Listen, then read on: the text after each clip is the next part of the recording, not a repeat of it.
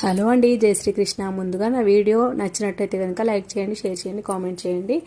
ఇంకా నేను 28 చేస్తూ మెజర్మెంట్స్ అని చెప్పేసి ఒక వీడియో షార్ట్ పెట్టాను. అందులో చూడండి పూర్తి వివరాల కోసము.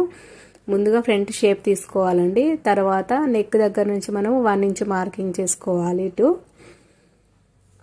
తర్వాత కింది నుంచి 3 ఇంచులు ఇటు నెక్ సైడ్ జాయింట్ వైపున, 2.5 ఇటు లాస్ట్ వైపున తీసుకొని